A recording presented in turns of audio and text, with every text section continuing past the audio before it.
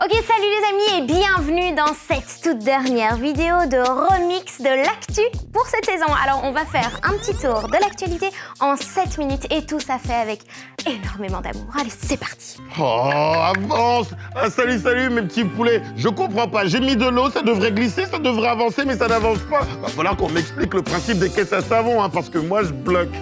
La semaine dernière, à Des Moines, aux États-Unis, avait lieu le championnat américain de caisses à savon. 50 équipes se sont affrontées dans une course remplie d'obstacles complètement folles. Mais attention, hein, il ne suffit pas d'être le plus rapide. Ah non, le but c'est également de construire le bolide le plus déjanté. Un truc de dingue.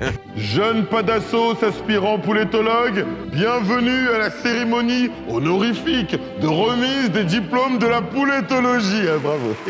Mon petit poulet, faire des études universitaires, ça paraît très inaccessible et même trop compliqué. Ah bon, c'est compliqué. C'est pas toujours le cas. L'ULB, l'Université libre de Bruxelles, l'a prouvé. Ils viennent de clôturer leur université des enfants. Pendant plusieurs semaines, plus de 300 enfants de 6 à 12 ans ont découvert la vie à l'université à travers des expériences réalisées et des ateliers. Le tout encadré par des professeurs de l'université. Ah ouais, la classe. Ici, on travaille mieux qu'à l'école parce que... Pas mieux qu'à l'école, mais ce serait... Parce qu'ici, on peut toucher les objets, on peut faire plus de choses qu'à l'école. L'objectif ici n'est pas uniquement d'emmagasiner des piles de savoir, mais se rendre compte qu'apprendre peut être plus simple qu'il n'y paraît. On va essayer de leur montrer, entre autres, que la science, ça peut être rigolo. Et par ailleurs aussi qu'il y a toute une série de choses à savoir faire qui sont assez simples, que les enfants savent faire et que les scientifiques font tout le temps. Vêtus du vêtement de cérémonie et sous l'œil de Caroline Désir, la ministre de l'Éducation, ils ont pu recevoir leur diplôme des mains des professeurs d'université. Un moment qu'ils revivront probablement dans les années à venir. Ça fait un long chemin qui vient de se terminer. Et aujourd'hui, à la cérémonie, je vais être diplômée pour la 3e fois. Et ça, c'est cool. Et je veux aussi dire un peu merci aux profs qui se lèvent chaque matin. On peut être nul en maths et avoir des talents terribles, des talents artistiques ou manuels, etc. Et donc on doit vraiment aller chercher chez chaque enfant les talents. Un jour, petit poulet deviendra gras, il aura son diplôme. Ah, c'est pour ça qu'on retiendra Université des enfants dans notre liste des mots du jour. Ça y est, c'est parti pour le futur. En route pour l'an 5530. Quoi? Je suis allé trop loin? Comment ça? Je suis dans le futur, là. Ah non? C'est maintenant, ça c'est le futur.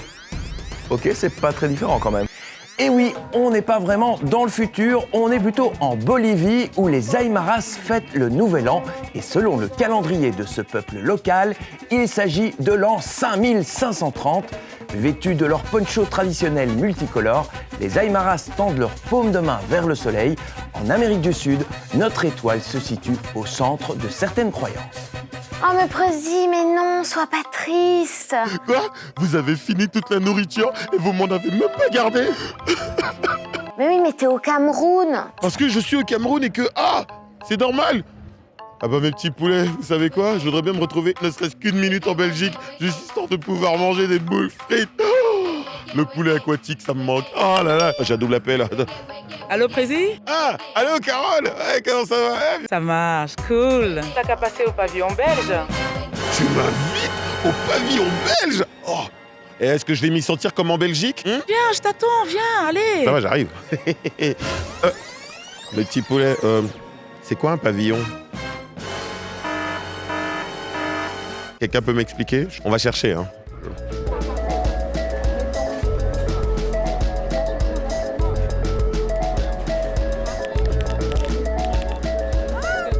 Hein? Mais qu'est-ce qu'il y a? Oh! Mais Tu viens? oh, bah j'arrive! La Belgique, c'est ici. Il est où ce pavillon déjà? Il est là, devant vous. Voilà, avec les 3 couleurs dont 2 sont les mêmes que le drapeau camerounais. Mais qu'est-ce qu'un pavillon? Un pavillon est un lieu de rencontre entre des vendeurs éventuellement, des acheteurs, entre des gens qui veulent écouter, des gens qui veulent parler, entre des Camerounais et des Belges. Ici, on est belge en fait. Tout le monde est là, on s'entend bien. Les entreprises, qu'elles viennent de Wallonie, de Bruxelles ou de Flandre, elles sont la bienvenue dans le pavillon qui est l'espace de la Belgique à Promote. Mais c'est son Excellence, Monsieur Jacquemin, l'ambassadeur de la Belgique au Cameroun. Oh là là, encore un drapeau belge. Bon, au final, on y rencontre qui dans un pavillon? On peut ici rencontrer des ministres jusqu'au petit planteur qui a 2 hectares. Donc juste être présent ici, ça nous permet d'une période de 10 jours de voir tout le monde. En tout cas, une chose est sûre, c'est que la Belgique n'a pas fini de faire parler d'elle à l'international, grâce notamment au pavillon belge, qui était l'un de nos mots du jour. Oh là là là là, j'ai super soif, mais avec cette combinaison, impossible de plier le bras. Attendez, mais c'est quoi ce truc-là? C'est une canette ou un satellite? C'est vrai qu'on pourrait facilement se tromper, mais créer un satellite, ce n'est pas seulement à la portée des grands scientifiques. Oh que non! Des élèves de 5e secondaire de l'Institut Notre-Dame à Jupy viennent d'ailleurs d'en construire un en forme de canette.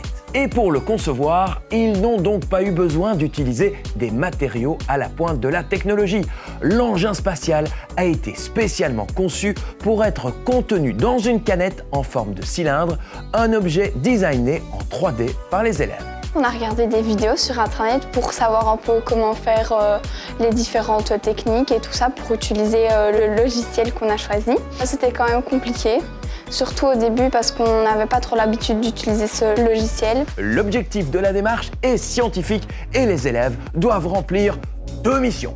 Mission number 1. Envoyer le satellite à l'aide d'une fusée à 1000 mètres d'altitude. Une fois le parachute déployé, le satellite devra analyser la température et la pression atmosphérique, c'est-à-dire la pression de l'air sur le sol.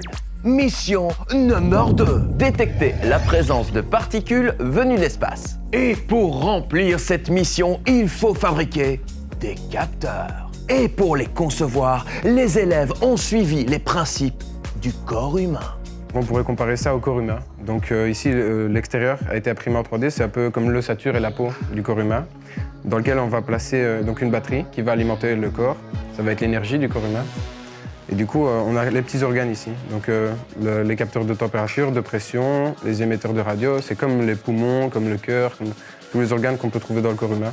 On a les compteurs Geiger, c'est un peu, en quelque sorte, pour notre mission, les yeux du satellite, parce que c'est ceux qui vont nous aider à remplir notre mission secondaire. Nos scientifiques en herbe ont d'ailleurs été sélectionnés pour représenter la Belgique à un concours international. Le but, remplir ces 2 missions avec brio. C'est un sentiment incroyable, on a toujours du mal à y croire. On s'y attendait pas vraiment, mais on est très heureux. Une canette qui ira, on l'espère, vers l'infini et l'au-delà. Canette satellite était l'un des mots du jour.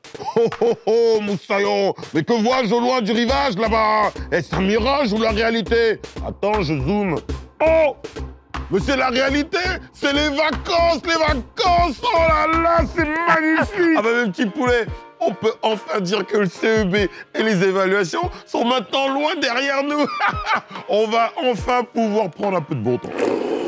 Et mais du coup, ça veut dire que dans les écoles, on arrive à cette période très bizarre, celle des jours blancs.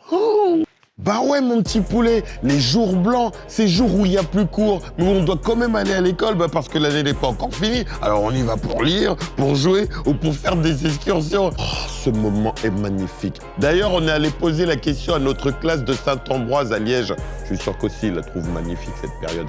Les sorties, je trouve que c'est cool.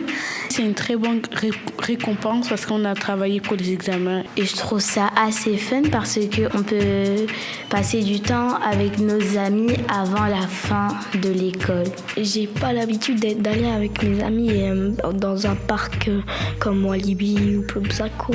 Oui, et ces jours blancs, ils riment avec vacances qui arrivent tout bientôt. Je vous souhaite un super bon été et surtout, n'oubliez pas de liker, de commenter et de vous abonner. Allez, à tout bientôt. Ciao!